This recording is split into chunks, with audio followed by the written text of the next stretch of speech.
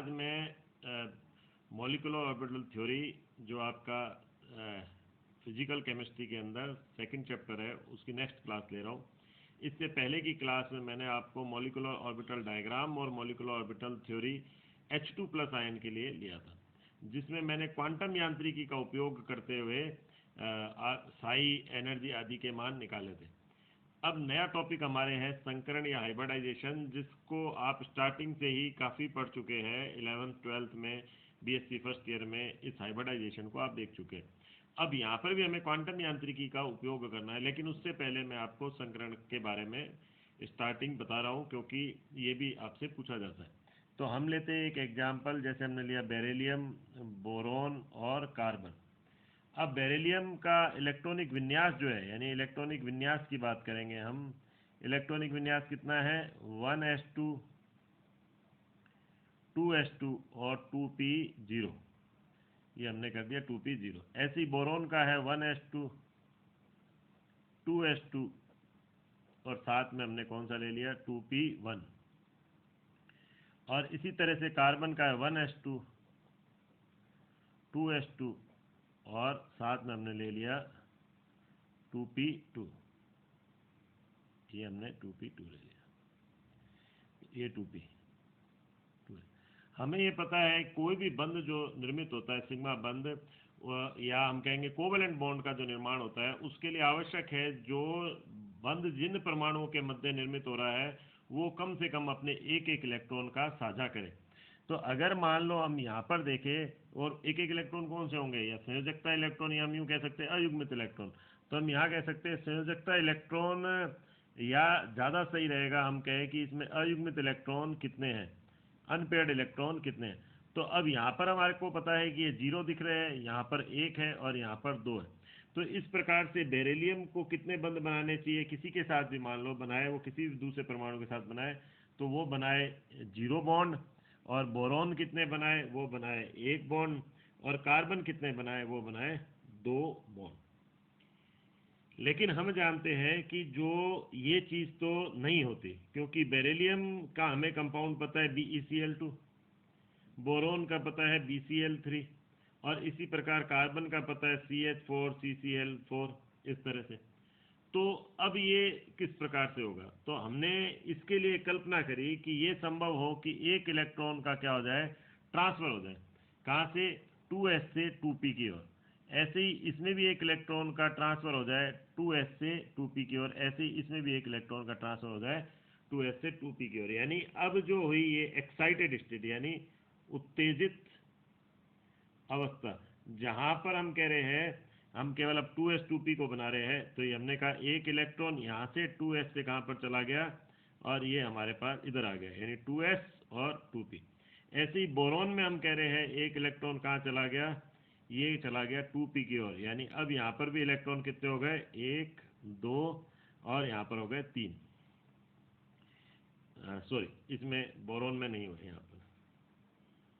इसी तरह से कार्बन में हमने कहा ये एक इलेक्ट्रॉन आगे की तरफ चला गया, और यहाँ पर भी हमारे पास क्या हुआ? 1 2 और 3। यानी यहाँ पर अयुग्मित इलेक्ट्रॉन की संख्या कितनी हो गई? यहाँ पर हो गई 2, यहाँ पर कितनी हो गई? 3, और यहाँ पर कितनी हो गई? आपके अयुग्मित इलेक्ट्रॉन की संख्या 4। अब ये जो बंध बनाएंगे, ये 2 बंध बनेंगे, इससे कितने बनेंगे? 3, और इससे कितने बनेंगे? 4 बंध बनेंगे। जो हम यहाँ देख रहे हैं कि BeCl2 में हमें पता है यहाँ 2 बंध बन रहे हैं, BCl3 में हमें पता है कितने बंध बन रहे हैं? ये 3 बंध बन रहे हैं।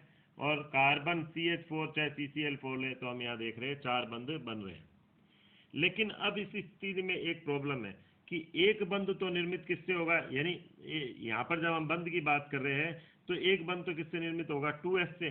और एक बंध किससे निर्मित होगा? 2p से। यानी इसका मतलब ये हुआ कि जो क्लोरीन है वो अपना एक p इलेक्ट्रॉन इसको देगा, तो यहाँ एक बंध तो बना इससे, और क्लोरीन, दूसरा क्लोरीन भी अपना p एक जो, क्योंकि इसमें क्या होता है P5 होता है, तो ये भी अपना एक इलेक्ट्रॉन देगा, तो ये भी बंध बन गया। लेकिन उस स्थिति में एक बंध जो, यानी BeCl2 में एक बंध जो बना वो तो किससे बना? s कक्षक से, और दूसरा बंध किससे बना? p कक्षक से। ऐसे ही BCl3 की जब हम बात करें तो एक बंध किससे बना यहाँ पर BCl3 में, BCl3 में एक बंध किससे बनेगा यहाँ पर, BCl3 में एक बंध 2S से बनेगा, ये रहा S से, और बाकी किससे बने दो, वो P से बने। इस प्रकार ऐसे ही अगर हम मान लो CH4 में भी लेते तो एक किससे बना, S से, बाकी के बने P से। इस प्रकार अगर हम देखें तो यहाँ पर एक बंध की प्रकृति अन्य बंध से भिन्न है, यहाँ एक बंध की प्रकृति इन दो से भिन्न है, यहाँ एक बंध की प्रकृति तीन बंध से भिन्न है। लेकिन एक्सरे डिफ्रैक्शन मेथड शो करता है कि BeCl2 में दोनों की दोनों बंध समान है, BCl3 में तीनों की तीनों बंध समान है, और CH4 या CCl4 में चारों की चारों बंध समान है। तो ऐसी स्थिति में अब एक और कल्पना की गई जिसमें माना गया कि ये होता होगा कि ये दोनों ऑर्बिटल आपस में 2s और 2p आपस में संयुक्त हो जाते होंगे और वापस से एक नए कक्षक का दो नए कक्षक का निर्माण करते होंगे। ऐसे ही बोरोन के ये तीनों कक्षक आपस में संयुक्त हो जाते होंगे 2s और बाकी p के। तो ऐसे ही यहाँ पर भी s और p के ये कक्षक आपस में संयुक्त हो जाते होंगे और नए कक्षकों का निर्माण करते होंगे। यानी किस प्रकार से, इस प्रकार से जैसे हमने लिया मान लो 2s ये रहा और हमने किसके साथ कंबाइन करा, 2p के साथ कंबाइन करा, और ये क्या बन गया हमारे पास, दो नए कक्षक बन गए। कैसे बने ये, एक इस प्रकार से और एक इस प्रकार। ऐसे ही ये हमने लिया, मान लो हमने किसके सापेक्ष ले लिया, मान लो हमने ले लिया यहाँ पर, चाहे हम px भी रख सकते हैं, चाहे py भी रख सकते हैं, और चाहे हम pz भी रख सकते हैं। मान लो हमने कहा ये किसके सापेक्ष हो गया, मान लो ये px के सापेक्ष हमने ले लिया, यानी 2s जो है वो 2px के साथ कंबाइन हो गया, इसलिए x अक्ष के सापेक्ष हमने इनको कंबाइन होते हुए दिखा दिया। अब ऐसे कैसे अगर मान लो मैंने ले लिया 2s ले लिया और किसको कंबाइन कर दिया, ये 2px को, ये रहा 2px, और साथ में हमने कौन सा ले लिया 2py, ये 2py, ये 2px और ये 2s। तो यहाँ पर भी अब हमारे पास क्या बन गए, तीन बंध बन गए, दो कंबाइंड हुए और ये तीन बंध का दो इस s के साथ कंबाइंड हुए, तो हमारे पास बन गए इस प्रकार से तीन संकरित कक्षक। इन तीन को बोलेंगे यानी तीन sp2 संकरित कक्षक बने, यहाँ दो sp संकरित कक्षक बने।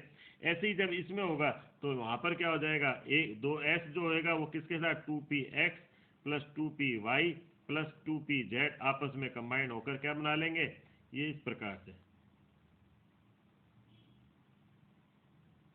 तो इस प्रकार से चार sp2 संकरित कक्षक बन गए, sp3 संकरित कक्षक बन गए, चार sp3 संकरित कक्षक का निर्माण हो गया। अब इस प्रकार हम यहाँ पर देखेंगे कि जैसे हमने लिया मान लो बेरिलियम का, तो हमने कहा ये संकरित कक्षक हम बना रहे हैं इस फॉर्म में, तो ये हमने लिया ये एक एक इलेक्ट्रॉन दोनों का, यानी Be में हो गया ये इस तरह से, और यहाँ पर इसने Cl के साथ और ये Cl के साथ संयुक्त हुआ एक एक इलेक्ट्रॉन इसने दे दिया।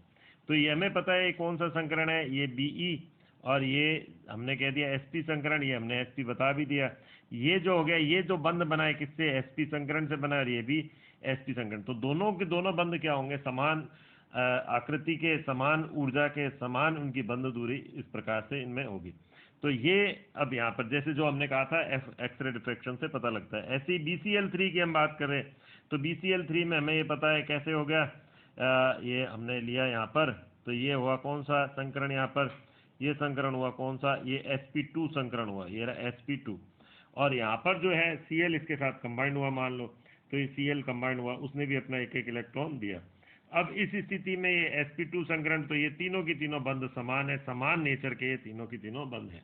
इसी प्रकार जो हम लेते हैं कौन सा CCl4 या हम कहते हैं CH4, तो उसमें हमने क्या ले लिया, जैसे कार्बन हमने लिया, तो कार्बन में हमने क्या बता दिया इसमें, ये इसी प्रकार से हमने लिया, और संकरण कौन सा ले लिया हमने, sp3 हाइब्रिडाइजेशन, यानी sp3 संकरण ये लिया, और ये Cl, ये Cl, ये Cl और ये Cl। तो इधर भी क्या होगा, चारों बंध की प्रकृति क्या होगी, जैसे हम यहाँ अलग से बना देते हैं CCl4, तो ये चारों बंध की प्रकृति क्या होगी, समान होगी। तो ये और चारों यही हो गए sp3 संकरित कक्षक से बने हुए होंगे, ये sp3, ये भी sp3 और ये भी sp3। ऐसे ये वाले sp2 और ये sp2, ये संरचना हो गई रेखिक, इसमें समतलीय त्रिकोणीय और ये चतुष्फलकीय संरचना का निर्माण हुआ। इस प्रकार हम देखते हैं संकरण में होता क्या है, लगभग समान ऊर्जा के परंतु भिन्न आकृति के कक्षक आपस में संयुक्त होकर समान आकृति के तथा समान ऊर्जा के कक्षकों का निर्माण करते हैं। यानी हमने क्या कहा है, लगभग तो हो गए, संकरण में क्या हो गया, लगभग समान ऊर्जा परंतु भिन्न आकृति के कक्षक आपस में मिश्रित होकर या मिक्स होकर अब उन्होंने क्या बना लिया, कौन से बना लिए, समान ऊर्जा। पहले तो हमने कहा था लगभग समान ऊर्जा, लेकिन अब हम कौन से बना रहे हैं, समान ऊर्जा तथा समान आकृति के कक्षक का निर्माण कर रहे हैं। इसका क्या मतलब हुआ, जैसे हमने कहा S है और P लिया हमने, ये P लिया, तो अब हमने कहा था कि ये 2S है, ये 2P है। तो सबसे पहले तो हमने इसको 1S के साथ कंबाइन नहीं करा क्योंकि इनमें ऊर्जा में अंतर अधिक है। तो हमने कहा लगभग समान ऊर्जा के, तो यानी 2S और 2P कंबाइंड हो गए, परंतु भिन्न आकृति के। इसकी आकृति ऐसी है, इसकी आकृति ऐसी है। अगर मान लो इससे BeCl2 अगर ये इन दोनों से अलग अलग से बनता तो इनमें आकृति में भी चेंज आ जाता, क्योंकि एक S से बन रहा होता और एक P से बन रहा होता। लेकिन अब हम कह रहे हैं कि ये भिन्न आकृति के कक्षक ये आपस में ऐसे मिश्रित हो गए कि समान ऊर्जा और समान आकृति के कक्षक। तो पहला कैसे बना, पहला बना Sp इस तरह का, और दूसरा Sp कक्षक कैसे बना, दूसरा Sp कक्षक बना इस तरह का। यानी एक ही तरह के दोनों बन गए, ये इस तरह से एक बन गया, ये रहा इस प्रकार से एक, और ऐसे ही ये दूसरा ये Sp कक्षक बन गया। अब जिनमें एक एक इलेक्ट्रॉन है, ये रहा एक एक इलेक्ट्रॉन, और ये क्या होगा, अब चाहे इसके साथ कोई भी ऑर्बिटल, जैसे मान लो Cl है, तो Cl का एक p कक्षक आपस में संयुक्त हो रहा है, तो ये Cl का एक p कक्षक हमने कंबाइंड होते हुए दिखा दिया, तो ये एक इलेक्ट्रॉन यूं दिखा दिया इसका। ऐसे ही इसमें भी एक हमने कैसे कंबाइंड होते हुए दिखा दिया, Cl का एक p कक्षक आपस में संयुक्त होते हुए दिखा दिया, तो ये इस तरह से बन गया। तो ये हमारे निर्माण किसका हुआ, BeCl2 का। तो ये हमने कहा ये जो कक्षक बना। इसी तरह से हम जब sp2 की बात करते तो हमने ये बताया, एक बना एक sp2 का, ये दूसरा sp2 का, और ये तीसरा sp2 का। तो अब तीनों की आकृति सेम है। ऐसी sp3 में भी हमने बता दिया था।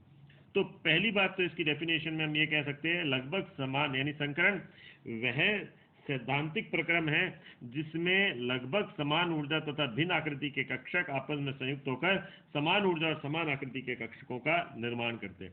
अब मैंने इसमें एक टर्म और लिया, मैंने कहा ये सैद्धांतिक प्रक्रम है। सैद्धांतिक कैसे, और मेनली हमको यूं कहना चाहिए कि एक सैद्धांतिक प्रक्रम है जो किसको बताने के लिए करा गया है, प्रायोगिक प्रेक्षणों को समझाने के लिए किया गया है। यानी अब इसका क्या तात्पर्य हुआ, तो सैद्धांतिक प्रक्रम, सैद्धांतिक घटना एक तरह से हम कह सकते हैं। प्रायोगिक प्रेक्षण को कैसे समझाने के लिए, तो प्रायोगिक प्रेक्षण इस प्रकार से, जैसे मैंने आपको कहा था कि अगर मान लो मैंने जब स्टार्टिंग में मैंने बात करी थी, तो मैंने कहा कि S कक्षक से जो बंध बन रहा था और P कक्षक से जो बंध बन रहा था, अगर ये दोनों अलग अलग होते, यानी कि जब हम ये BeCl2 से ही लेते, तो एक तो बन रहा था 2S, सबसे पहले स्टार्टिंग में तो हमने ये कहा था कि इस हिसाब से तो यहाँ क्योंकि कोई भी जो अयुग्मित इलेक्ट्रॉन नहीं है तो बंध तो बनना ही नहीं चाहिए। लेकिन हमें पता था, अब हमने क्या देखा, हमें पता था कि BeCl2 में क्या BeCl2 बनता है, तो इसका मतलब क्या हो गया कि यानी दो बंध बनाता है, जबकि यहाँ पर तो कोई भी अयुग्मित इलेक्ट्रॉन नहीं था। तो फिर हमने एक कल्पना करी कि भाई यूं करते हैं, एक इलेक्ट्रॉन को हम यहाँ ट्रांसफर कर देते हैं। तो हमने फिर क्या कर दिया, एक इलेक्ट्रॉन को वहां ट्रांसफर कर दिया, ये रहा। तो अब इससे हमारे पास क्या बन गया कि भाई दो बंध बन गए। अब दो बंध बने तो, लेकिन एक तो बन रहा था 2S से और एक बन रहा था 2P से।